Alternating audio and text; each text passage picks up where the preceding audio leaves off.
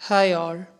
അപ്പം നമ്മളിന്ന് capital budgeting chapter 2-ൻ്റെ second സെഷനിലോട്ടാണ് കിടക്കുന്നത്. ക്ലാസ് സ്റ്റാർട്ട് ചെയ്യുന്നതിന് മുന്നേ തന്നെ നമുക്ക് ഫസ്റ്റ് സെഷനിൽ നമ്മൾ എന്തൊക്കെയാണ് നോക്കിയത് അതൊന്ന് നമുക്കൊന്ന് റിവൈസ് ചെയ്ത് നോക്കാം. അപ്പോൾ ക്യാപിറ്റൽ ബഡ്ജറ്റിംഗ് ഡിസിഷൻ എന്തായിരുന്നു? അതൊരു ലോങ് ടേം ഇൻവെസ്റ്റ്മെൻറ്റ് ഡിസിഷനാണ്. വേറിൻ ഏത് അസറ്റിലോട്ടാണ്, വിച്ച് ടൈപ്പ് ഓഫ് അസറ്റിലോട്ട് നമ്മൾ ഇൻവെസ്റ്റ് ചെയ്യാൻ പോകുന്നത്, നമ്മൾ മൊബിലൈസ് ചെയ്ത ഫണ്ടൊക്കെ നമ്മൾ ഏത് അസറ്റിലോട്ടാണ്, ഏത് ടൈപ്പ് ഓഫ് അസറ്റിലോട്ടാണ് ഇൻവെസ്റ്റ് ചെയ്യേണ്ടത് എന്നിവ എടുക്കുന്ന തീരുമാനങ്ങളാണ് ക്യാപിറ്റൽ ബഡ്ജറ്റിംഗ് ഡിസിഷൻ അഥവാ ലോങ് ടേം ഇൻവെസ്റ്റ്മെൻറ്റ് ഡിസിഷൻ നമ്മൾ പറയുന്നത്. ആൻഡ് ഒരു കാര്യം കൂടി, നമ്മൾ ഇൻവെസ്റ്റ് ചെയ്യുന്ന ഫണ്ടിൽ നിന്ന് നമുക്ക് കിട്ടുന്ന റിട്ടേൺ, ആ ഒരു ടൈപ്പ് ഓഫ് അസറ്റിൽ നമ്മൾ ഇൻവെസ്റ്റ് ചെയ്യുന്ന ഫണ്ടുകളൊക്കെ നമുക്ക് കിട്ടുന്ന return will be in future and also will be spread over A number of years. ഇതാണ് ക്യാപിറ്റൽ ബഡ്ജറ്റിംഗ് ഡിസിഷൻ നമ്മൾ നോക്കിയത്. അതേപോലെ തന്നെ നമ്മൾ ഇമ്പോർട്ടൻസ് ഓഫ് ക്യാപിറ്റൽ ബഡ്ജറ്റ് നമ്മൾ നോക്കിയിട്ടുണ്ടായിരുന്നു. എന്തിനാണ് ക്യാപിറ്റൽ ബഡ്ജറ്റിംഗ് ഡിസിഷൻ ഇമ്പോർട്ടൻ്റ് എന്ന് പറയുന്നത്? കാരണം നമ്മൾ വലിയൊരു ഹ്യൂജ് ഇൻവെസ്റ്റ്മെൻറ്റാണ് അവിടെ നടത്തുന്നത്. നമ്മുടെ കയ്യിലുള്ള ഫണ്ടുകളിലൊക്കെ ഒരു ഹ്യൂജ് എമൗണ്ടാണ് നമ്മൾ ഈ പറയുന്ന പെർട്ടിക്കുലർ ടൈപ്പ് ഓഫ് അസറ്റിലോട്ട് നമ്മൾ ഇൻവെസ്റ്റ് ചെയ്യാൻ പോകുന്നത്. അതുപോലെ അതൊരു ഇറിവേഴ്സിബിൾ ഡിസിഷനാണ്. Once and decision is taken, അതിൽ നിന്ന് തിരിച്ച് വരവ് വളരെ ബുദ്ധിമുട്ടാണ്. സോ അത് നമ്മൾ ഇൻവെസ്റ്റ് ചെയ്ത് കഴിഞ്ഞാൽ അതിൽ നിന്ന് നമുക്ക് വരുന്ന പ്രോഫിറ്റബിലിറ്റി അല്ലെങ്കിൽ ലോസ് ഏതാണോ അത് നമ്മൾ കമ്പനി സസ്റ്റെയിൻ ചെയ്തിരിക്കണം. കോൺസിക്വൻസസ് കമ്പനി തന്നെ സഫർ ചെയ്തിരിക്കണം. നെക്സ്റ്റ് നമ്മൾ നോക്കിയത് സ്റ്റെപ്സ് ഇൻ ക്യാപിറ്റൽ ബഡ്ജറ്റിംഗ് ആയിരുന്നു. ഒരു ഐഡിയ ജനറേഷൻ സ്റ്റാർട്ട് ചെയ്തിട്ട് പെർഫോമൻസ് റിവ്യൂ, 6 സ്റ്റെപ്പാണ് ക്യാപിറ്റൽ ബഡ്ജറ്റിംഗ് ഡിസിഷനിൽ വന്നിരുന്നത്.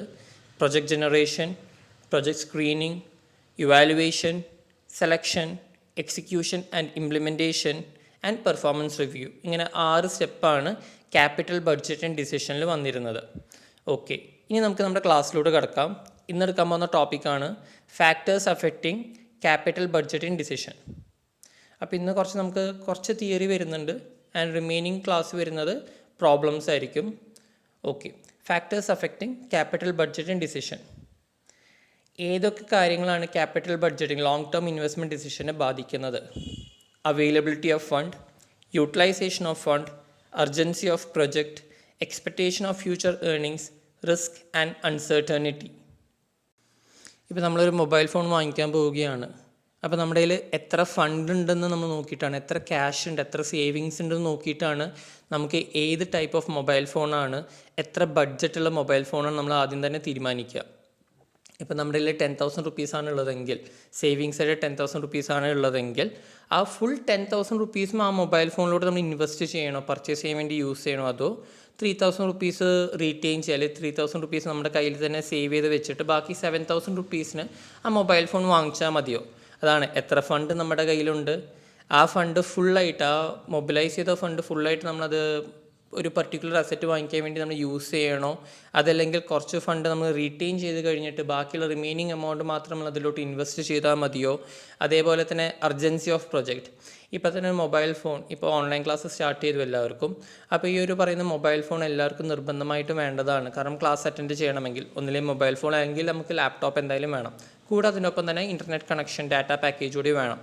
അപ്പോൾ എത്രയും പെട്ടെന്ന് നമുക്കൊരു മൊബൈൽ ഫോൺ വേണ്ടിയേ തീരും. അങ്ങനത്തെ ഒരു അർജൻസി നമുക്ക് വന്നിട്ടുണ്ട്. അപ്പോൾ ഇല്ലാത്ത ആൾക്കാർ, മൊബൈൽ ഫോൺസ് ഇല്ലാത്ത ആൾക്കാർ അല്ലെങ്കിൽ ലാപ്ടോപ്സ് ഇല്ലാത്ത ആൾക്കാർ എന്തായാലും വേഗം തന്നെ പോയിട്ട് മൊബൈൽ ഫോൺ ലാപ്ടോപ്പ് പർച്ചേസ് ചെയ്യും. അപ്പോൾ അതാണ്, എത്രയും വേഗം നമുക്ക് നമ്മുടെ ആ ഒരു പ്രൊജക്റ്റിലോട്ട് കടക്കാൻ വേണ്ടി, എത്രയും വേഗം ആ പ്രൊജക്റ്റ് ഇനീഷ്യേറ്റ് ചെയ്യാൻ വേണ്ടിയുള്ള അർജൻസി, അതിനെ ബേസ് ചെയ്തിട്ട് നമ്മൾ ക്യാപിറ്റൽ ബഡ്ജറ്റിംഗ് ഡിസിഷൻ എടുക്കുന്നത്. നെക്സ്റ്റാണ് റിസ്ക് ആൻഡ് അൺസർട്ടനിറ്റി. ഇപ്പോൾ നമ്മളൊരു ഇതേപോലെ ലോങ് ടേം ഇൻവെസ്റ്റ്മെൻറ്റ് ഡിസിഷൻ എടുക്കുകയാണെങ്കിൽ സർട്ടൺലി ഞാൻ പറഞ്ഞിട്ടുണ്ടായിരുന്നു, there will be a huge risk. Higher the risk higher the profit, അങ്ങനെയാണ് ജനറൽ ടേംസിൽ പറയുന്നത്. അപ്പോൾ ചില ഓർഗനൈസേഷൻ അത്രയ്ക്കും റിസ്ക് എടുക്കാൻ താല്പര്യമുണ്ടാവില്ല. വേറെ അതർ ഓർഗനൈസേഷൻ വിൽ ബി, അവർക്ക് റിസ്ക് എടുക്കാൻ താല്പര്യമുണ്ടാവും, they are ready to take risk. അപ്പോൾ ആ ഒരു പർട്ടിക്കുലർ ടൈപ്പ് ഓഫ് ഓർഗനൈസേഷൻ അല്ലെങ്കിൽ ആ ഒരു ടോപ്പ് ലെവൽ മാനേജ്മെൻറ്റിനെ ബേസ് ചെയ്തിട്ടായിരിക്കും ഒരു ഇൻവെസ്റ്റ്മെൻറ്റ് പ്രൊജക്റ്റിലോട്ട് നമ്മൾ കടക്കുന്നത്. അധികം റിസ്ക് വേണ്ട, നമുക്കുള്ള രീതിയിൽ സസ്റ്റെയിൻ ചെയ്ത് പോയാൽ മതി എന്നിവ തീരുമാനമെടുക്കുന്ന ആൾക്കാരാണെങ്കിൽ ലോങ് ടേം ഇൻവെസ്റ്റ്മെൻറ്റ് ഡിസിഷൻ അധികവും അവർ ആ ഒരു ടൈപ്പ് ഓഫ് ഡിസിഷൻ എടുക്കാൻ ചാൻസ് ഇല്ല. അതല്ല, okay we need higher profit, we are ready to take higher risk, അങ്ങനത്തെ ഡിസിഷൻ എടുക്കുന്ന ടോപ്പ് ലെവൽ മാനേജ്മെൻറ്റ് ആണെങ്കിൽ ഡെഫിനറ്റ്ലി അവരെന്തായാലും ഇതേപോലെ ലോങ് ടേം ഇൻവെസ്റ്റ്മെൻറ്റ് ഡിസിഷനിലോട്ട് കടക്കുകയും അവരിലുള്ള ഫണ്ടുകളൊക്കെ ഒരു മിനിമം 75% അവർ ആ ഒരു പർട്ടിക്കുലർ ഇൻവെസ്റ്റ്മെൻറ്റ് പ്രപ്പോസലിലോട്ട് ഇൻവെസ്റ്റ് ചെയ്ത് റിട്ടേൺ ലഭിക്കാൻ വേണ്ടി കാത്തിരിക്കുന്ന ആൾക്കാരാകാം. അപ്പോൾ factors affecting capital budgeting decision എന്ന് പറയുന്നത് നമ്മുടെ കയ്യിൽ എത്രയൊക്കെ ഫണ്ട് ഉണ്ട്, ആ ഉള്ള ക്യാഷ്, ആ ഉള്ള ഫിനാൻസ് നമ്മൾ ഫുള്ളി യൂട്ടിലൈസ് ചെയ്യണോ, അതേപോലെ തന്നെ എത്ര റിസ്ക് വരുന്നുണ്ടാകും ആ ഇൻവെസ്റ്റ്മെൻറ്റ് പ്രപ്പോസലിൽ നിന്ന്, അതേപോലെ എത്രയും വേഗം നമുക്ക് ഇനീഷ്യേറ്റ് ചെയ്യണം, ആ ഒരു പ്രൊജക്റ്റിലോട്ട് നമുക്ക് കടക്കണം എന്നിവയുടെ ഈ ഒരു ടൈം പീരീഡൊക്കെ ബേസ് ചെയ്തിട്ടാണ് നമ്മൾ നമ്മുടെ ക്യാപിറ്റൽ ബഡ്ജറ്റിംഗ് ഡിസിഷൻ തീരുമാനങ്ങൾ എടുക്കുന്നത്. ഇനി കുറച്ച് ജനറലായിട്ട് നമുക്ക് അറിയേണ്ട കാര്യങ്ങൾ നമുക്ക് നോക്കാം. ഒന്നാണ് cash outflow. Cost are referred as cash outflows. നമ്മുടെ കയ്യിൽ നിന്ന് ചിലവാകുന്ന ക്യാഷിനെയാണ് ക്യാഷ് ഔട്ട്ഫ്ലോ എന്ന് പറയുന്നത്. അതായത് നമ്മുടെ കയ്യിൽ നിന്ന് പോകുന്ന ക്യാഷ്, ബിസിനസ് ഓർഗനൈസേഷൻ്റെ അടുത്തുനിന്ന് പുറത്തോട്ട് പോകുന്ന ക്യാഷിനാണ് ക്യാഷ് ഔട്ട്ഫ്ലോ എന്ന് പറയുന്നത്. ഒരു പർട്ടിക്കുലർ പ്രൊജക്റ്റിലോട്ട് നമ്മൾ ഇൻവെസ്റ്റ് ചെയ്യുന്നു, അല്ലെങ്കിൽ ഒരു മെഷീനറി വാങ്ങിക്കുകയാണെങ്കിൽ നമുക്ക് തന്നെ അറിയാതെ ക്യാഷ് ഔട്ട്ഫ്ലോ ആണ്. നമ്മുടെ കയ്യിൽ നിന്ന് ക്യാഷ് വേറൊരാളുടെ കയ്യിലോട്ട് പോവുകയാണ്. പർച്ചേസ് ചെയ്യുമ്പോൾ മെഷീനറി വരുന്നുണ്ട്, ബട്ട് ക്യാഷ് പുറത്തോട്ട് പോവുകയാണ്. ആ ഒരു ടൈപ്പ് ഓഫ് കോസ്റ്റിനെയാണ് ക്യാഷ് ഔട്ട്ഫ്ലോ എന്ന് പറയുന്നത്. ഒരു പുതിയൊരു പ്രൊജക്റ്റ് ഇൻവെസ്റ്റ് ചെയ്യുമ്പോൾ അതൊരു ഇനീഷ്യൽ ഇൻവെസ്റ്റ്മെൻ്റ് ആണ്. ആ ഒരു ഇനീഷ്യൽ ഇൻവെസ്റ്റ്മെൻറ്റ് നമുക്ക് ക്യാഷ് ഔട്ട്ഫ്ലോ എന്ന് നമുക്ക് പറയാം. ഇനി ക്യാഷ് ഇൻഫ്ലോ എന്ന് പറയുന്നതോ ബെനിഫിറ്റ്സ് ആണ്. ആ ഒരു പർട്ടിക്കുലർ പ്രൊജക്റ്റിലോട്ട് നമ്മൾ ഇൻവെസ്റ്റ് ചെയ്ത് കഴിഞ്ഞാൽ, ഞാൻ നേരത്തെ പറഞ്ഞു capital budgeting decision long term investment ഡിസിഷനാണ്. ഏതെങ്കിലും ഒരു ടൈപ്പ് ഓഫ് പ്രൊജക്റ്റിലോട്ട് അല്ലെങ്കിൽ ഏതെങ്കിലും ഒരു ടൈപ്പ് ഓഫ് അസറ്റിലോട്ട് നമ്മൾ ഇൻവെസ്റ്റ് ചെയ്യുകയും അതിൽ നിന്ന് നമുക്ക് റിട്ടേൺ ലഭിക്കുകയും ചെയ്യും. But it will be in A future which will be spread over A number of years. അപ്പോൾ ഇവിടെ ക്യാഷ് ഇൻഫ്ലോ എന്ന് പറയുന്നത് നമ്മൾ ഒരു പർട്ടിക്കുലർ പ്രൊജക്റ്റിലോട്ട് നമ്മൾ ഇൻവെസ്റ്റ് ചെയ്ത് കഴിഞ്ഞാൽ അത് നമുക്ക് കിട്ടുന്ന റിട്ടേണിനെയാണ്, അതിൽ നിന്ന് നമുക്ക് കിട്ടുന്ന ബെനിഫിറ്റ്സിനാണ് ക്യാഷ് ഇൻഫ്ലോസ് എന്ന് പറയുന്നത്. അതായത് ക്യാഷ് ഓർഗനൈസേഷൻ്റെ അകത്തോട്ട് വരുന്നു. ക്യാഷ് ഔട്ട്ഫ്ലോ ഓർഗനൈസേഷൻ്റെ കയ്യിൽ നിന്ന് ക്യാഷ് പോകുന്നു, ക്യാഷ് ഇൻഫ്ലോ ഓർഗനൈസേഷൻ്റെ കയ്യിലോട്ട് ക്യാഷ് വരുന്നു. ഇതാണ് രണ്ട് വരുന്നത്. ക്യാഷ് ഔട്ട്ഫ്ലോ കോസ്റ്റാണ്, ക്യാഷ് ഇൻഫ്ലോ നമുക്ക് വരുന്ന ബെനിഫിറ്റ്സിനാണ് ക്യാഷ് ഇൻഫ്ലോ എന്ന് പറയുന്നത്. നമുക്ക് കിട്ടുന്ന റിട്ടേൺസിനാണ്, നമുക്ക് കിട്ടുന്ന ഏർണിങ്സിനാണ് ക്യാഷ് ഇൻഫ്ലോ എന്ന് പറയുന്നത്. പിന്നെ ഈ ഒരു ഡിപ്രിസിയേഷൻ്റെ കാര്യമാണ്. Depreciation is A non cash expense and hence profit before depreciation and after tax is taken as inflow. ഇതൊന്ന് ഓർത്ത് വെച്ചാൽ മതി. Depreciation is A non cash expense. നമുക്ക് എല്ലാവർക്കും അറിയുന്നൊരു കാര്യമാണ്, നോൺ ക്യാഷ് എക്സ്പെൻസ് ആണ്. ക്യാഷ് ടേംസിലല്ല നമ്മൾ ഡിപ്രിസിയേഷൻ പറയുന്നത്. ആൻഡ് ഹെൻസ് ക്യാഷ് ഇൻഫ്ലോ നമ്മൾ കൺസിഡർ ചെയ്യുമ്പോൾ ഡിപ്രിസിയേഷൻ ബിഫോർ ഡിപ്രിസിയേഷൻ എമൗണ്ടും അതേപോലെ ആഫ്റ്റർ ടാക്സ് എമൗണ്ടാണ് നമ്മൾ ക്യാഷ് ഇൻഫ്ലോ കൺസിഡർ ചെയ്യുമ്പോൾ നമ്മൾ എടുക്കേണ്ടത്. ഇത് വ്യക്തമായിട്ട് നമ്മൾ പ്രോബ്ലം ചെയ്യുമ്പോൾ കുറച്ചുകൂടി എളുപ്പത്തിൽ നമുക്ക് കാര്യങ്ങൾ മനസ്സിലാകും. അപ്പോൾ ഞാൻ ഒന്നുകൂടി ഇതിനെക്കുറിച്ചൊന്ന് എക്സ്പ്ലെയിൻ ചെയ്ത് തരാം. ഇപ്പോൾ ഇതൊന്ന് ഓർത്ത് വെച്ചാൽ മതി. Depreciation which is A non cash expense, therefore when taking cash inflows before depreciation and after tax amount is to be taken. ഈ കാര്യം ഒന്ന് ഓർത്ത് വെച്ചാൽ മതി. അടുത്ത ടോപ്പിക്കാണ് ഇൻവെസ്റ്റ്മെൻറ്റ് അപ്രൈസൽ മെത്തേഡ്. ഇപ്പോൾ നമ്മളൊരു കാറ് വാങ്ങിക്കാൻ പോവുക, ഒരു ഓർഗനൈസേഷൻ സംബന്ധിച്ച് ഒരു മെഷീനറി വാങ്ങിക്കാൻ പോകുന്നു. കുറച്ചുകൂടി ഈസിയായിട്ട് പറയുകയാണെങ്കിൽ നമ്മൾ ഇൻഡിവിജ്വൽസിനെ സംബന്ധിച്ച് ഇപ്പോൾ നമ്മൾ ഒരു കാറ് വാങ്ങിക്കാൻ പോവുകയാണെങ്കിൽ നമ്മുടെ കയ്യിൽ 10 lakh rupees അല്ലെങ്കിൽ 15 lakh rupees ആണ് ഉള്ളതെന്ന് വെച്ചോ. 15 lakhs എന്ന് പറയാം. 15 lakh rupees ആണ് നമ്മുടെ കയ്യിൽ ഉള്ളതെങ്കിൽ ബഡ്ജറ്റ് വരുന്ന 12 lakhs to 15 lakhs. ഈ 12 lakhs to 15 lakhs എമൗണ്ട് വെച്ച് നമ്മൾ കാർ വാങ്ങിക്കാൻ പോകുമ്പോൾ നമ്മൾ മാർക്കറ്റിലോട്ട് നമ്മൾ നോക്കിക്കഴിഞ്ഞാൽ തന്നെ നമുക്ക് കാണാം ഇഷ്ടംപോലെ വെറൈറ്റി ഓഫ് കാർസാണ്. കിയ സെൽട്ടോസ് ഉണ്ട്, ഹ്യുണ്ടായി ക്രെറ്റ ഉണ്ട്, ഫോർഡ് എക്കോസ്പോർട്ട് ഉണ്ട്. ഇങ്ങനെ ഡിഫറെൻറ്റ് വെറൈറ്റി ഓഫ് കാർസാണ് നമുക്ക് മാർക്കറ്റിൽ അവൈലബിൾ.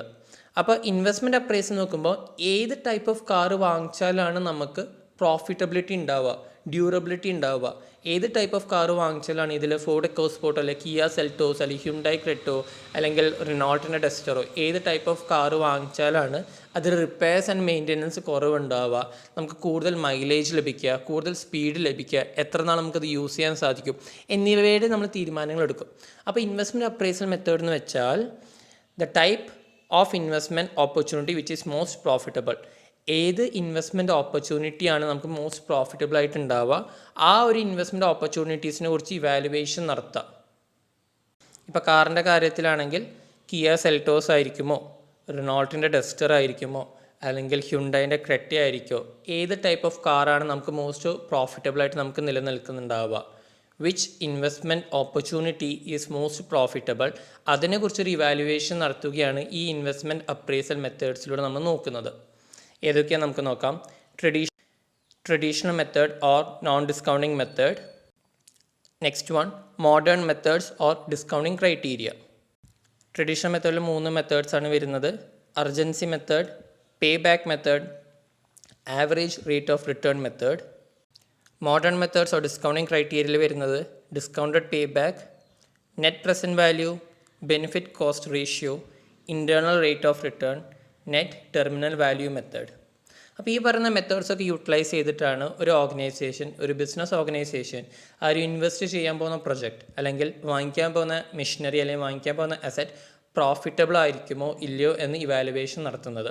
ഈ പറഞ്ഞ ഈ ടൈപ്പ് ഓഫ് മെത്തേഡ്സ് യൂട്ടിലൈസ് ചെയ്തിട്ടാണ്. പേ back method, average rate of return, internal rate of return IRR, net present value NPV, ഈ പറഞ്ഞ മെത്തേഡ്സൊക്കെ യൂട്ടിലൈസ് ചെയ്തിട്ടാണ് ഒരു ബിസിനസ് ഓർഗനൈസേഷൻ അവർ ഇൻവെസ്റ്റ് ചെയ്യാൻ പോകുന്ന പ്രപ്പോസൽസ് ഏതാണ് ബെനിഫിറ്റബിൾ, ഏതാണ് പ്രോഫിറ്റബിൾ എന്നിവ തീരുമാനമെടുക്കുന്നത്, എന്നിവ ഇവാലുവേഷൻ നടത്തുന്നത്. അപ്പോൾ ഇന്ന് നമ്മൾ traditional method or non discounting മെത്തേഡിലെ പേ ബാക്ക് മെത്തേഡാണ് നമ്മൾ ഇന്ന് പഠിക്കാൻ പോകുന്നത്. ഇവിടെ നിന്നാണ് നമുക്ക് പ്രോബ്ലം ക്വസ്റ്റ്യൻ പേപ്പേഴ്സ് നമുക്ക് സ്റ്റാർട്ട് ചെയ്യുന്നത്. അപ്പോൾ ഇന്ന് പേ ബാക്ക് മെത്തേഡ് നമുക്ക് നോക്കാം. Payback method. It is the length of time or period required to recover the initial cost of the project. It is the length of time or period required to recover the initial cost of the project. നമ്മളൊരു machinery വാങ്ങിക്കുമ്പോൾ ആ മെഷീനറിയിലോട്ട് നമ്മൾ invest ചെയ്യുന്നൊരു amount ഉണ്ടാവും, അതായത് അതിൻ്റെ cost price ഉണ്ടാവും. ആ കോസ്റ്റ് പ്രൈസ് എത്രയാണോ, ആ മുടക്കിയ ക്യാഷ് എത്രയാണോ, അത് ഓർഗനൈസേഷൻ എപ്പോഴാണ് തിരിച്ച് കിട്ടുന്നത്, ഓർഗനൈസേഷന് എപ്പോഴാണ് അതിൻ്റെ ടോട്ടൽ ക്യാഷ് ഇൻഫ്ലോ വരുന്നത്, ആ ഒരു ടൈം എടുക്കുന്ന ആ ഒരു പീരീഡിനെയാണ് പേ ബാക്ക് മെത്തേഡ് അല്ലെങ്കിൽ പേ ബാക്ക് പീരീഡ് എന്ന് നമ്മൾ പറയുന്നത്. എത്ര ടൈമാണ് നമ്മൾ എടുക്കുന്നത്, എത്ര സമയമാണ് നമ്മൾ എടുക്കുന്നത് ആ മുടക്കിയ ക്യാഷ് നമുക്ക് തിരിച്ച് കിട്ടാൻ വേണ്ടി, അതിനെയാണ് പേ ബാക്ക് പീരീഡ് എന്ന് പറയുന്നത്. ആ ഒരു ഗ്യാപ്പിനെയാണ്, അതായത് നമ്മളൊരു മെഷീനറി വാങ്ങിക്കുന്നു, 1 lakh rupees മെഷീനറി വാങ്ങിക്കുകയാണെങ്കിൽ, ഇന്ന് വാങ്ങിക്കുന്നു, അതായത് June 9, 2020 നമുക്ക് മെഷീനറി വാങ്ങിക്കുന്നു, 1 lakh rupees മെഷീനറി ആണെങ്കിൽ ആ 1 lakh rupees മെഷീൻ നമ്മൾ യൂസ് ചെയ്ത് നമുക്ക് ഓരോ വർഷവും അത് നമുക്ക് റിട്ടേൺ ലഭിച്ചുകൊണ്ടിരിക്കും.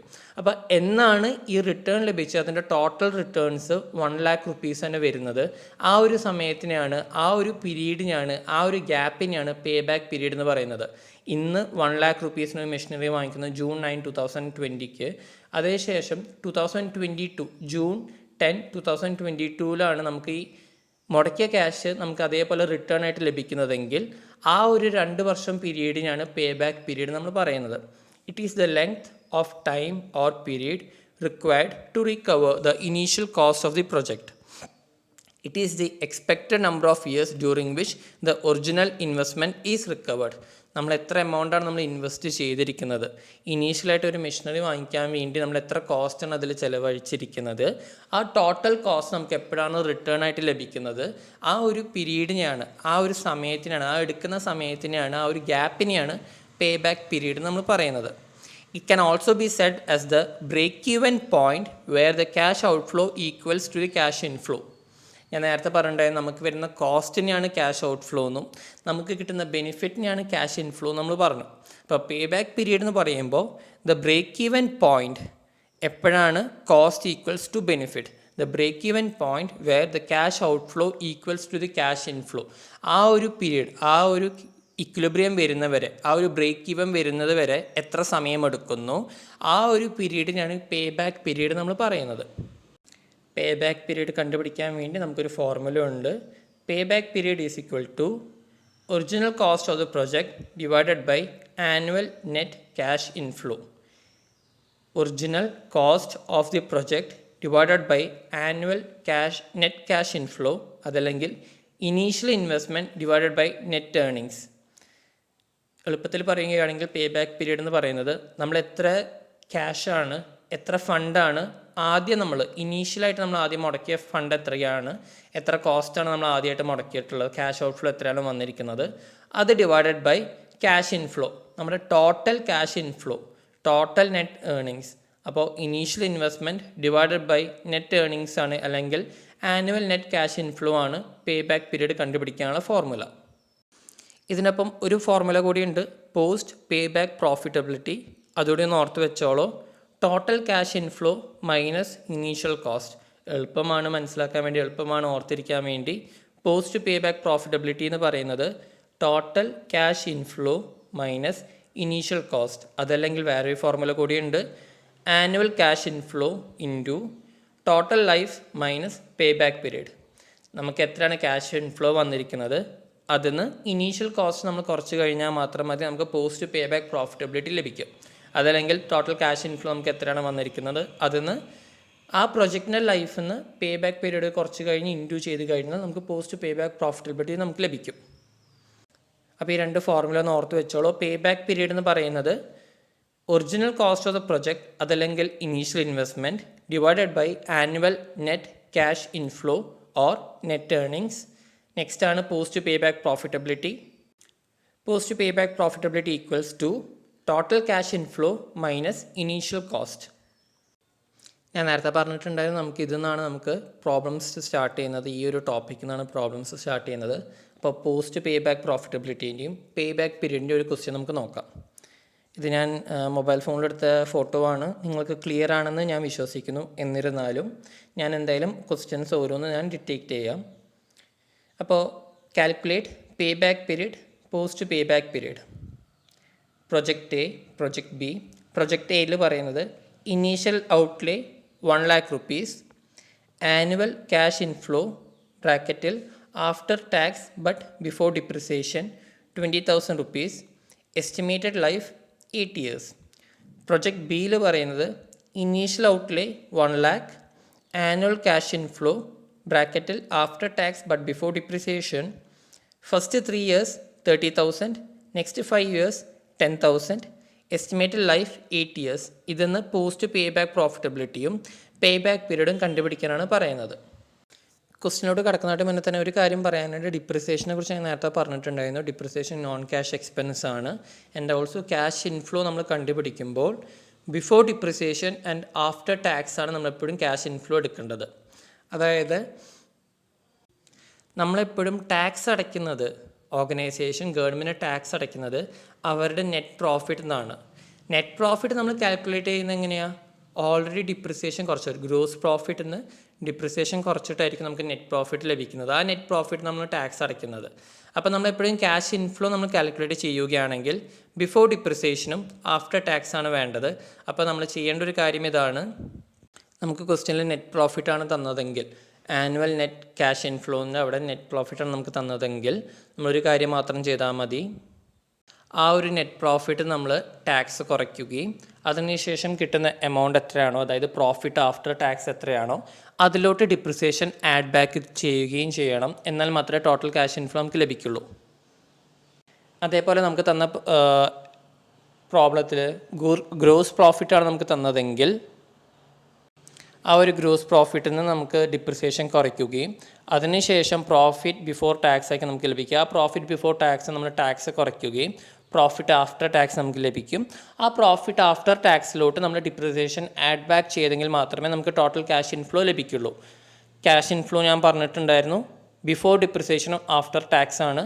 ഇതൊന്ന് കേട്ടിരുന്നാൽ മതി. നമ്മൾ ഓരോ പ്രോബ്ലം ചെയ്യുമ്പോൾ കുറച്ചുകൂടി വ്യക്തമായിട്ട് നമുക്ക് കാര്യങ്ങൾ മനസ്സിലാകും.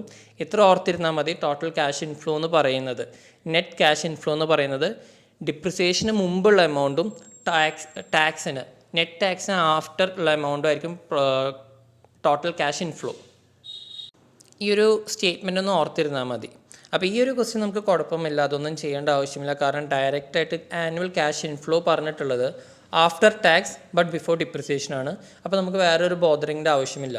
ക്വസ്റ്റ്യൻ നോക്കാം. Initial outlay 1 lakh rupees, annual cash inflow after tax but before depreciation 20,000, estimated life 8 years. അപ്പോൾ നമുക്ക് പ്രൊജക്റ്റ് എയിൽ പേ ബാക്ക് പീരീഡും രണ്ടാമത്തെ ക്വസ്റ്റ്യനായി പോസ്റ്റ് പേ ബാക്ക് പീരീഡും രണ്ടും കണ്ടുപിടിക്കാം. ഓക്കെ, സൊല്യൂഷൻ ഇതാണ്. ഞാൻ ഓരോന്ന് എക്സ്പ്ലെയിൻ ചെയ്ത് തരാം. നമ്മൾ ഓൾറെഡി പേ ബാക്ക് പീരീഡും അതേപോലെ പോസ്റ്റ് പേ ബാക്ക് പീരീഡും നമ്മൾ ഫോർമുല നമ്മൾ നോക്കിയിട്ടുണ്ടായിരുന്നു. പേ ബാക്ക് പീരീഡ് എന്ന് പറയുന്നത് original cost of the project അതല്ലെങ്കിൽ initial investment divided by annual net cash inflow അതല്ലെങ്കിൽ നെറ്റ് ഏർണിങ്സ്. ഇതാണ് പേ ബാക്ക് പീരീഡിൻ്റെ ഫോർമുല. അതേപോലെ പോസ്റ്റ് പേ ബാക്ക് പ്രോഫിറ്റബിലിറ്റിൻ്റെ formula total cash inflows in life minus initial cost. ഇതാണ് post pay back പ്രോഫിറ്റബിലിറ്റീൻ്റെ formula. നമ്മൾ ക്വസ്റ്റ്യനിൽ കണ്ടിട്ടുണ്ടായിരുന്നു ഇനീഷ്യൽ ഇൻവെസ്റ്റ്മെൻറ്റ് എത്രയാണ്? 1 lakh rupees. ക്വസ്റ്റ്യനിൽ ഡയറക്റ്റായിട്ട് തന്നിട്ടുണ്ടായിരുന്നു 1 ലക്ഷം രൂപയാണ് നമുക്ക് ആ പ്രൊജക്റ്റ് എയിലോട്ട് നമ്മൾ ഇനീഷ്യേറ്റ് ചെയ്യാൻ വേണ്ടി നമുക്ക് വന്ന ചിലവ്. 1 lakh rupees ആണ് initial investment. Annual cash inflow നമ്മൾ നോക്കിയിട്ടുണ്ടായിരുന്നു 20,000.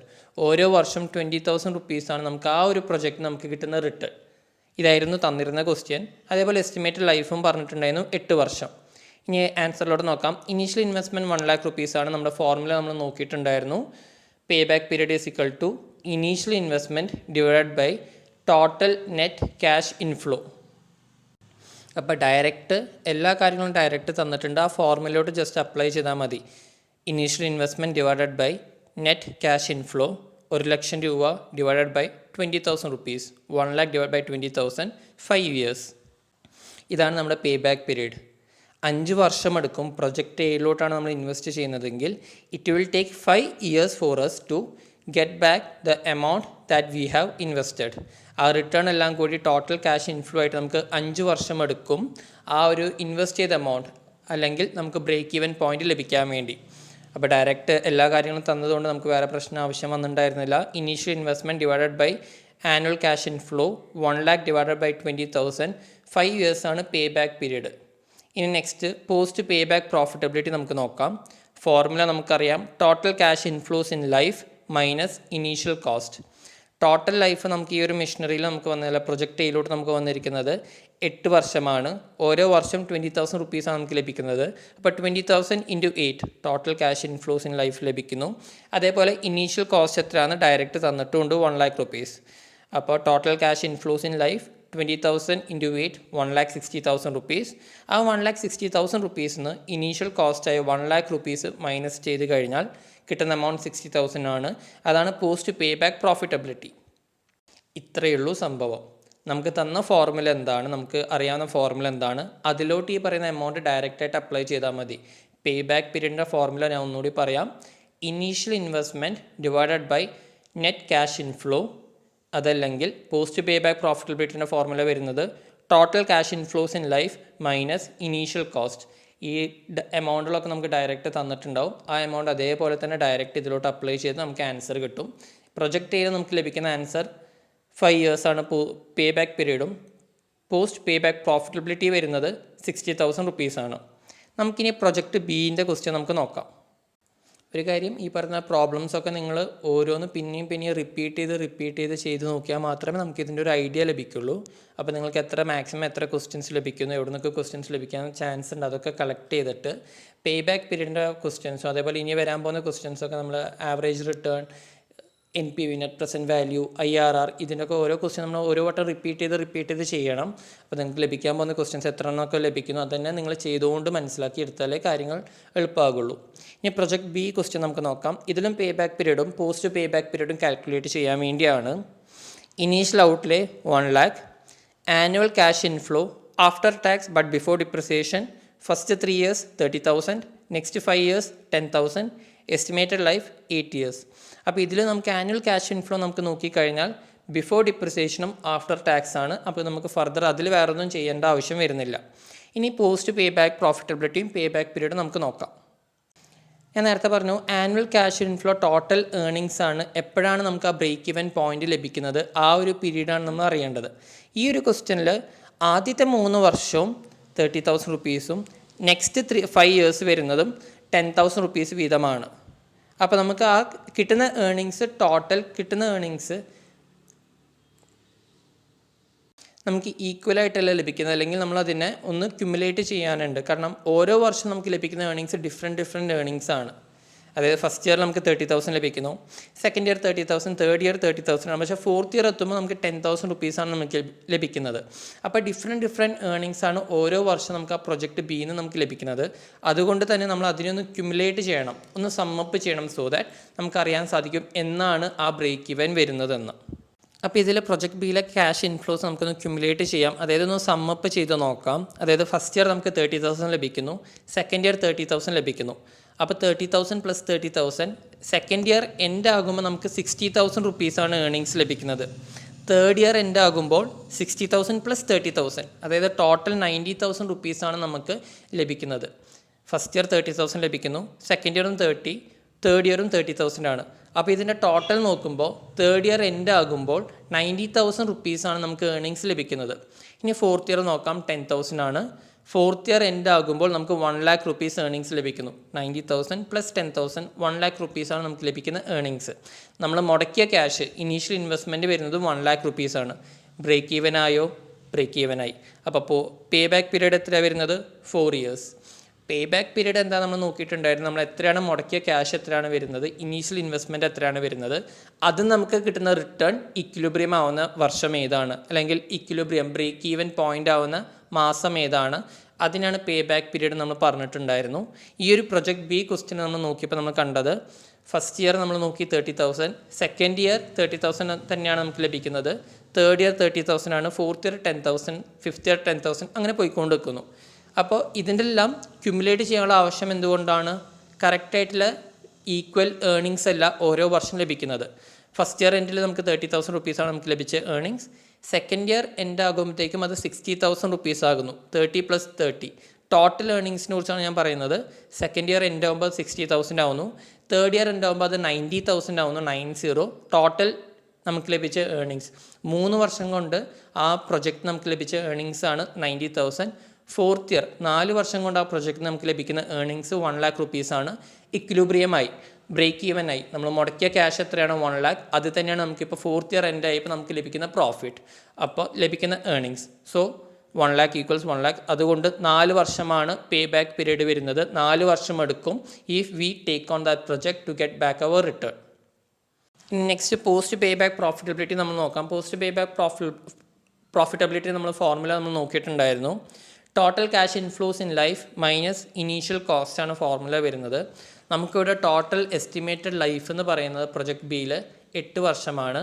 ആദ്യത്തെ 3 വർഷം 30,000ഉം നെക്സ്റ്റ് വരുന്ന 5 years 10,000 ആണ്. അപ്പോൾ ടോട്ടൽ ക്യാഷ് ഇൻഫ്ലോസ് ഇൻ ലൈഫാണ് പറയുന്നത്. അപ്പോൾ 3 വർഷത്തേക്ക് 30,000 × 3 അതവിടെ നിൽക്കട്ടെ. നെക്സ്റ്റ് 5 yearsലോട്ട് നെക്സ്റ്റ് 5 വർഷത്തോട്ട് 10,000 ആണ്. 10,000 × 5 ഇത് നമ്മൾ ടോട്ടൽ ചെയ്യുമ്പോൾ 30,000 × 3 90,000 plus 10,000 × 5 50,000, 90 + 50 1,40,000. Total cash inflows in life വരുന്നത് 1,40,000 ആണ്. ഈ 1,40,000 നമ്മൾ ഇനീഷ്യൽ ഇൻവെസ്റ്റ്മെൻറ്റ് കുറയ്ക്കുകയാണെങ്കിൽ നമുക്ക് പോസ്റ്റ് പേ ബാക്ക് പ്രോഫിറ്റബിലിറ്റി നമുക്ക് ലഭിക്കും. 1,40,000 മൈനസ് 1 lakh റുപ്പീസ് 40,000 ആണ് പോസ്റ്റ് പേ ബാക്ക് പ്രോഫിറ്റബിലിറ്റി വരുന്നത്. ഇത്രയേ ഉള്ളൂ. ഈ 2 ഫോർമുല അപ്ലൈ ചെയ്യുക, 2 ഫോർമുല മനസ്സിലാക്കി എടുത്തു കഴിഞ്ഞ് ഈ ക്വസ്റ്റ്യൻസ് ഒക്കെ എളുപ്പത്തിൽ ചെയ്യാം. ഒന്ന് പേ ബാക്ക് പീരീഡ് ആണ്, initial investment minus net earnings. Next വരുന്നത് പോസ്റ്റ് പേ ബാക്ക് പ്രോഫിറ്റബിലിറ്റി ആണ്. Total cash inflows in life minus initial investment. ഇതാണ് പോസ്റ്റ് പേ ബാക്ക് പ്രോഫിറ്റബിലിറ്റി വരുന്നത്. ഒരു ക്വസ്റ്റ്യൻ കൂടി ചെയ്തിട്ട് നമ്മൾ പേ ബാക്ക് പീരീഡിൻ്റെ ഒരു ക്വസ്റ്റ്യൻ കൂടി നമ്മൾ ചെയ്തിട്ട് നമുക്ക് ഇന്നത്തെ ക്ലാസ് വൈൻഡപ്പ് ചെയ്യാം. അടുത്തൊരു ക്വസ്റ്റ്യൻ നോക്കാം. The management of Navaratna Limited has proposed to invest 1 lakh in a project which will give earnings for 6 years as follows. Year 1 30,000, Year 2 20, Year 3 20,000, Year 4 18,000, Year 5 18,000, Year 6 12,000. Calculate the payback period. നമുക്കിതിൽ നോക്കിയാൽ തന്നെ അറിയാം നമുക്ക് കിട്ടുന്ന earnings equal അല്ല. ഓരോ വർഷം നമുക്ക് ഡിഫറെൻറ്റ് ഏർണിങ്സ് ആണ് ലഭിക്കുന്നത്. അപ്പോൾ നമ്മൾ നേരത്തെ ചെയ്ത പോലെ തന്നെ ഈ ഒരു ക്വസ്റ്റ്യനിലും നമ്മൾ ക്യുമുലേറ്റ് ചെയ്യണം. ഓരോ വർഷം എൻഡ് ആകുമ്പോൾ എത്രയാണ് നമുക്ക് ലഭിക്കുന്ന ടോട്ടൽ ഏർണിങ്സ് നമ്മൾ മനസ്സിലാക്കണം. അതുകൊണ്ടാണ് നമ്മൾ ക്യുമുലേറ്റ് ചെയ്യുന്നത്, അല്ലെങ്കിൽ സമ്മപ്പ് ചെയ്യുന്നത് നമ്മൾ പറയുന്നത്. ആൻസർ നമുക്ക് നോക്കാം. ഇതാണ് സൊല്യൂഷൻ വരുന്ന. പേ ബാക്ക് പീരീഡ് കണ്ടുപിടിച്ചത് 4 years 8 months ആണ്. ഓരോന്ന് എക്സ്പ്ലെയിൻ ചെയ്യാം. നമ്മൾ ഓരോ ഇയറും എടുത്ത് എഴുതിയിട്ടുണ്ട്. നമുക്കിതിൽ വരുന്ന ടോട്ടൽ ഇൻവെസ്റ്റ്മെൻറ്റ് നമ്മൾ നേരത്തെ പറഞ്ഞിട്ടുണ്ടായിരുന്നു. 1 lakh റുപ്പീസാണ് ടോട്ടൽ ഇൻവെസ്റ്റ്മെൻറ്റ് അല്ലെങ്കിൽ ടോട്ടൽ ഇനീഷ്യൽ കോസ്റ്റ് വന്നിരിക്കുന്നത്. അപ്പോൾ നമുക്ക് എന്തായാലും ടോട്ടൽ നെറ്റ് ഇൻഫ്ലോ എത്രയാണ് നമുക്ക് നോക്കാം. ഓരോ വർഷം എടുത്ത് എഴുതിയിട്ടുണ്ട്. Year 1 30, Year 2 20, Year 3 20, Year 4 18, Year 5 18,000. അപ്പോൾ നമുക്ക് ഓരോ വർഷം എൻഡ് ആകുമ്പോൾ നമുക്ക് ലഭിക്കുന്ന ടോട്ടൽ ഏർണിങ്സ് മനസ്സിലാക്കണമെങ്കിൽ ഈ കിട്ടുന്ന ഏർണിങ്സിന് മൊത്തം ക്യുമുലേറ്റ് ചെയ്യുക അല്ലെങ്കിൽ സമ്മപ്പ് ചെയ്യുക. ഇതാ നോക്കുക, ക്യുമുലേറ്റീവ് ഏർണിങ്സ് പറഞ്ഞിട്ട് വേറൊരു ബോക്സിൽ Year 1 എൻഡ് ആകുമ്പോൾ നമുക്ക് 30,000 റുപ്പീസ് തന്നെയാണ്. Year 2 എൻഡ് ആകുമ്പോൾ നമുക്കത് 50,000 ആയിട്ടുണ്ട്. അതായത് 30,000 + 20,000 50,000. Year 3 എൻഡ് ആകുമ്പോൾ നമുക്ക് അത് 50,000 + 20,000 70,000. Year 4 എൻഡ് ആകുമ്പോൾ നമുക്കത് 88,000. അതായത് 4 വർഷം കൊണ്ട് നമുക്ക് ആ പർട്ടിക്കുലർ മെഷീനറിയിൽ നിന്ന് ആ പർട്ടിക്കുലർ അസറ്റിൽ നിന്ന് നമുക്ക് 88,000 ആണ് ടോട്ടൽ ഏർണിങ്സ് നമുക്ക് ലഭിച്ചിരിക്കുന്നത്. 4 വർഷം കൊണ്ട് ലഭിച്ച ടോട്ടൽ ഏർണിങ്സ് ആണ് 88,000. ഇനി നെക്സ്റ്റ് നമുക്ക് നോക്കാം. 5th ഇയർ നമുക്ക് 18,000 നമുക്ക് ലഭിക്കുന്നത്. അഞ്ചാമത്തെ വർഷം ആകുമ്പോഴത്തേക്ക് നമുക്ക് 18,000 രൂപ 18,000 നമുക്ക് ലഭിക്കുന്നത്.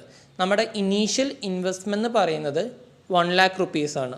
ഈ 88,000 നമ്മൾ 18,000 കൂടി കൂട്ടി ആഡ് ചെയ്താൽ നമുക്ക് ലഭിക്കുന്ന എമൗണ്ട് 1,06,000 ആണ്. അത് നമുക്ക് അറിയേണ്ട ആവശ്യമില്ല. പേ ബാക്ക് പീരീഡ് എന്ന് പറയുന്നത് ബ്രേക്ക് ഈവൻ പോയിൻ്റ് ആണ്, ഇക്വിലിബ്രിയം ആണ്. എന്നാണ് നമ്മൾ മുടക്കിയ ക്യാഷ് അതിൻ്റെ ടോട്ടൽ നമുക്ക് എപ്പോഴാണ് റിട്ടേൺ ലഭിക്കുന്നത്, ആ ഒരു കറക്റ്റ് പീരീഡ് മാത്രം നമുക്ക് അറിഞ്ഞാൽ മതി. അപ്പോൾ 88,000 ആണ് നമുക്ക് 4th ഇയർ എൻഡ് ആകുമ്പോൾ നമുക്ക് ലഭിക്കുന്ന ടോട്ടൽ ഏർണിങ്സ് വരുന്നത്. ഇനി എന്നാണ് നമുക്ക് total net earnings will be equal to total initial investment നമുക്ക് നോക്കാം. 4th ഇയർ ആകുമ്പോഴത്തേക്ക് നമുക്ക് ടോട്ടൽ 88,000 ആണ് നമുക്ക് ലഭിക്കുന്നത്. ഇനി പേ ബാക്ക് പീരീഡ് നമുക്ക് അപ്ലൈ ചെയ്യുകയാണെങ്കിൽ 88,000 നമുക്ക് റിമൈനിങ് 1,00,000 കിട്ടാൻ വേണ്ടി നമുക്ക് എത്ര എമൗണ്ട് വേണം? റിമൈനിങ് ആയിട്ട് 12,000. 1,00,000 മൈനസ് 88,000 എന്ന് നോക്കുവാണെങ്കിൽ 12,000 റുപ്പീസ് കൂടി കിട്ടിയാൽ മതി നമുക്ക് 1,00,000 ആ ഇക്വിലിബ്രിയം നമുക്ക് മീറ്റ് ചെയ്യാം. പക്ഷേ നമുക്ക് ലഭിക്കുന്നത് 5th ഇയർ നമുക്ക് ലഭിക്കുന്നത് 18,000 ആണ്. 18,000 നമുക്ക് ലഭിക്കുന്നത്. അപ്പോൾ എത്രാമത്തെ മാസമാണ് ആ ഇക്വിലിബ്രിയം നമ്മൾ മീറ്റ് ചെയ്യുന്നത്? അതായത് ഒരു വർഷം കൊണ്ട് നമ്മൾ 18,000 രൂപയാണ് നമ്മൾ ഏൺ ചെയ്യുന്നത്. അപ്പോൾ ആ ഒരു വർഷം എന്ന് വെച്ചാൽ 12 മാസം. അപ്പോൾ ആ 12 മാസം കൊണ്ട് 18,000 നമ്മൾ ഏൺ ചെയ്യുമ്പോൾ എത്രാമത്തെ മാസമാണ് നമുക്ക് ആവശ്യമായ 12,000 നമുക്ക് ഏൺ ചെയ്യേണ്ട ആവശ്യം വരുന്നു? അതായത് ഞാൻ നേരത്തെ പറഞ്ഞു 88,000 1,00,000 റുപ്പീസിന് മീറ്റ് ചെയ്യാൻ വേണ്ടി നമുക്കിനി 12,000 റുപ്പീസ് മാത്രം റിമെയിൻ ചെയ്യുന്നുള്ളൂ. 12,000 റുപ്പീസ് മാത്രം കിട്ടിയാൽ മതി. അപ്പോൾ നമുക്ക് ആ ഒരു വർഷം നമുക്ക് ലഭിക്കുന്നത് 18,000 ആണ്. 12 മാസം കൊണ്ട് 18,000 റുപ്പീസാണ് നമുക്ക് ലഭിക്കുന്നത്. അപ്പോൾ എത്രാമത്തെ മാസമാണ് നമുക്ക് ഈ 12,000 എന്ന് പറഞ്ഞാൽ നമ്മുടെ ഇക്വിലിബ്രിയം മീറ്റ് ചെയ്യാൻ ആവശ്യമുള്ള 12,000 റുപ്പീസ് നമുക്ക് ലഭിക്കുന്നത് നമുക്ക് നോക്കാം. അത് നമുക്ക് ലഭിക്കാൻ വേണ്ടി നമുക്കത് അറിയാൻ വേണ്ടി 12,000 റുപ്പീസ് എത്രയാണ് റിമൈനിങ് എമൗണ്ട് നമുക്ക് വേണ്ട? 12,000 ഡിവൈഡഡ് ബൈ 18,000 റുപ്പീസ്. ആ വർഷം നമുക്ക് ലഭിച്ച എമൗണ്ട് എത്രയാണ്? ഇൻറ്റു 12. ഒരു മാസം നമുക്ക് 12,000 ഡിവൈഡ് ബൈ 18,000 ചെയ്യുകയാണെങ്കിൽ ഒരു മാസം നമുക്ക് എത്ര എമൗണ്ട് ലഭിക്കുന്നത് അത് മനസ്സിലാക്കുകയും ഇൻറ്റു 12 ചെയ്താൽ എത്ര മാസം കൊണ്ടാണ് നമുക്ക് ടോട്ടൽ ആ ഒരു ഇക്വിലിബ്രിയം മീറ്റ് ചെയ്യാൻ നമുക്ക് മനസ്സിലാക്കാനും സാധിക്കും. അപ്പോൾ 12,000 നമുക്ക് റിമൈനിങ് ആയിട്ട് ലഭിക്കേണ്ട എമൗണ്ട് ഡിവൈഡഡ് ബൈ 18,000 ആ ഒരു വർഷം ലഭിച്ച എമൗണ്ട് എത്രയാണോ ഇൻറ്റു 12 ചെയ്യുമ്പോൾ 8 മാസം. അപ്പോൾ 8ാമത്തെ മാസമാകുമ്പോൾ നമുക്ക് 1,00,000 റുപ്പീസ് നമുക്ക് മീറ്റ് ചെയ്യാം. 4 വർഷവും 8 മന്ത്സും എടുക്കും നമ്മുടെ പേ ബാക്ക് പീരീഡ്. 4 വർഷം നമുക്കറിയാം, നമ്മൾ ഓൾറെഡി 88,000 നമ്മൾ കാൽക്കുലേറ്റ് ചെയ്ത് വെച്ചിട്ടുണ്ട്. 4th ഇയർ ആകുമ്പോഴാണ് നമുക്ക് 88,000 നമുക്ക് ലഭിക്കുന്നതും. അത് കഴിഞ്ഞിട്ട് നെക്സ്റ്റ് 5th ഇയർ നമുക്ക് 18,000 ആണ്. 18,000 നമുക്ക് വേണ്ട ആവശ്യമില്ല. നമുക്കാകെ 12,000 റിമൈനിങ് എമൗണ്ട് നമുക്ക് ലഭിച്ചാൽ മതി ഇക്വിലിബ്രിയം ലഭിക്കാൻ വേണ്ടി, പേ ബാക്ക് പീരീഡ് അറിയാൻ വേണ്ടി. അപ്പോൾ അങ്ങനെ നോക്കുമ്പോൾ 12,000 ഡിവൈഡഡ് ബൈ 18,000 ഇൻറ്റു 12 നമ്മൾ ചെയ്യുന്നു. അത് നമ്മൾ ചെയ്ത് കഴിയുമ്പോൾ നമുക്ക് 8 മാസം ലഭിക്കുന്നു. 8 മന്ത്സാണ് നമുക്ക് ലഭിക്കുക. അപ്പോൾ 4 ഇയേഴ്സ് 8 മന്ത്സ് കൊണ്ട് 4 വർഷം 8 മാസം കൊണ്ട് നമ്മൾ നമ്മുടെ ഇക്വിലിബ്രിയം, നമ്മുടെ ബ്രേക്ക് ഈവൻ അതല്ലെങ്കിൽ പേ ബാക്ക് പീരീഡ് നമുക്ക് ലഭിക്കുന്നു. അപ്പോൾ ഈ ഒരു ക്വസ്റ്റ്യനിൽ പേ ബാക്ക് പീരീഡ് എന്ന് പറയുന്നത് 4 ഇയേഴ്സ് 8 മന്ത്സ് ആണ്. ഈ ക്വസ്റ്റ്യൻ ഒന്ന് വർക്കൗട്ട് ചെയ്ത് നോക്കുക. എന്തെങ്കിലും ഡൗട്ട് ഉണ്ടെങ്കിൽ ചോദിക്കുക. ഒന്നുകൂടി പറയാം, നമ്മൾക്ക് കിട്ടുന്ന സേവിങ്സ് എത്രയാണ് അതെല്ലാം നമ്മൾ ക്യുമുലേറ്റ് ചെയ്യുന്നുണ്ട്. എന്തിനു വേണ്ടിയാണ്? ടോട്ടൽ ഏർണിങ്സ് ഓരോ വർഷം കഴിയുമ്പോഴും അതിൻ്റെ ടോട്ടൽ ഏർണിങ്സ് മനസ്സിലാക്കാൻ വേണ്ടിയാണ് ക്യുമുലേറ്റ് ചെയ്യുന്നത്. അപ്പോൾ ഈ ഒരു ക്വസ്റ്റ്യനിൽ 4th ഇയർ ആകുമ്പോൾ നമുക്ക് 88,000 റുപ്പീസാണ് നമുക്ക് ലഭിക്കുന്നത്.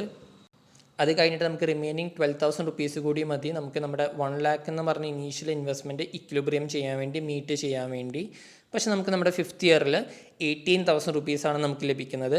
അപ്പോൾ എത്രാമത്തെ മാസമാണ് ഈ പറഞ്ഞ 12,000 റുപ്പീസ് അല്ലെങ്കിൽ ഈ പറഞ്ഞ 1,00,000 റുപ്പീസിന് മീറ്റ് ചെയ്യുന്നതെന്ന് നമ്മൾ മനസ്സിലാക്കാൻ വേണ്ടി 12,000 ഡിവൈഡഡ് ബൈ 18,000 ഇൻറ്റു 12 ചെയ്ത് കഴിഞ്ഞാൽ എത്രാമത്തെ മാസം നമുക്ക് അറിയാൻ സാധിക്കും.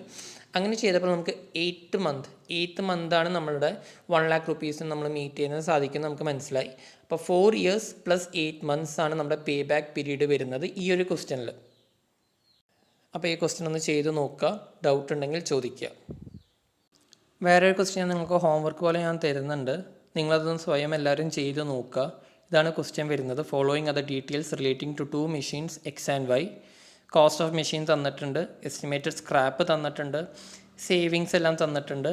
Calculate pay back period of machine X and Y. ഒരു കാര്യം മനസ്സിലാക്കുക, ഇത് സേവിങ്സ് എന്ന് പറയുന്നത് ക്യുമുലേറ്റ് ചെയ്യണം. സേവിങ്സ് സെയിം എമൗണ്ട് അല്ല ഓരോ വർഷം ലഭിക്കുന്നത്, അതുകൊണ്ട് നമ്മൾ അതിനെ ക്യുമുലേറ്റ് ചെയ്യണം, സമ്മപ്പ് ചെയ്യണം. ഇതിൽ വേറെ പുതിയൊരു കാര്യം വരുന്നത് എസ്റ്റിമേറ്റഡ് സ്ക്രാപ്പാണ്. ഈ സ്ക്രാപ്പും അതേപോലെ ടോട്ടൽ ഇനീഷ്യൽ ഇൻവെസ്റ്റ്മെൻ്റ് ആയിട്ട് ഒരു ബന്ധവുമില്ല. സ്ക്രാപ്പ് ചെയ്യിച്ച അവസാനം നമുക്ക് ലഭിക്കുന്ന എമൗണ്ട് ആണ്. മെഷീൻ വിൽക്കുമ്പോൾ നമുക്ക് ലഭിക്കുന്ന എമൗണ്ടിനാണ് സ്ക്രാപ്പ് വാല്യൂ എന്ന് പറയുന്നത്. അപ്പോൾ ഇനീഷ്യൽ ഇൻവെസ്റ്റ്മെൻറ്റ് എന്ന് പറയുന്നത് ആ കോസ്റ്റ് ഓഫ് മെഷീൻ മാത്രമാണ്. 1,60,000 മെഷീൻ എക്സിൻ്റെ കാര്യത്തിലും മെഷീൻ വൈൻ്റെ കാര്യത്തിലും 2,00,000 റുപ്പീസാണ്. ഇതൊന്ന് നിങ്ങളൊന്ന് ആൻസർ കണ്ടുപിടിക്കുക. പേ ബാക്ക് പീരീഡ് ആണ് കണ്ടുപിടിക്കേണ്ടത്. ഒന്ന് ആൻസർ കണ്ടുപിടിക്കുക നിങ്ങളെല്ലാവരും. ഇതിൻ്റെ സൊല്യൂഷൻ വരുന്നത് ഇങ്ങനെയാണ്. ആൻസർ എന്തായാലും നിങ്ങളുടെ റിപ്പോർട്ട് എനിക്ക് തരുമ്പോൾ എത്രയാണ് നമുക്ക് ലഭിക്കുന്ന പേ ബാക്ക് പീരീഡ്, മെഷീൻ എക്സിൽ നിന്ന് നമുക്ക് ലഭിക്കുന്ന പേ ബാക്ക് പീരീഡ് എത്രയാണെന്നും മെഷീൻ വൈയിൽ നിന്ന് നമുക്ക് ലഭിക്കുന്ന പേ ബാക്ക് പീരീഡ് എത്രയാണെന്നും നിങ്ങൾ തന്നെ ഒന്ന് റിപ്പോർട്ടിൽ എഴുതി തന്നോളൂ. ലേറ്റർ ഓൺ അതിൻ്റെ ആൻസർ കറക്റ്റ് തരാം.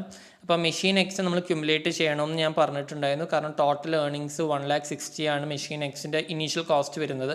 അതെന്നാണ് ഇനീഷ്യൽ കോസ്റ്റ് മീറ്റപ്പ് ചെയ്യുന്നത് എന്നിവ മനസ്സിലാക്കാൻ വേണ്ടി നമ്മൾ ക്യുമുലേറ്റ് ചെയ്യണം. മെഷീൻ വൈയും അതേപോലെ തന്നെ നമ്മൾ ക്യുമുലേറ്റ് ചെയ്തിട്ട് വേണം കണ്ടുപിടിക്കാൻ വേണ്ടി. അപ്പോൾ ഈ ഒരു ക്വസ്റ്റ്യൻ നിങ്ങൾ പേ ബാക്ക് പീരീഡ് കണ്ടുപിടിക്കുക. റിപ്പോർട്ട് തരുമ്പോൾ നിങ്ങളിതിൻ്റെ ആൻസർ കൂടി എനിക്ക് പറഞ്ഞു തരിക. ഓക്കെ, അപ്പോൾ ഇതോടെ നമ്മൾ ഇന്നത്തെ ക്ലാസ് വൈൻഡപ്പ് ചെയ്യുകയാണ്. എന്തെങ്കിലും ഡൗട്ട് ഉണ്ടെങ്കിൽ അപ്പോൾ തന്നെ നിങ്ങൾ ചോദിച്ചോളൂ. മെസ്സേജ് അല്ലെങ്കിൽ ഡയറക്റ്റ് കോൾ ചെയ്ത് ചോദിച്ചോളൂ.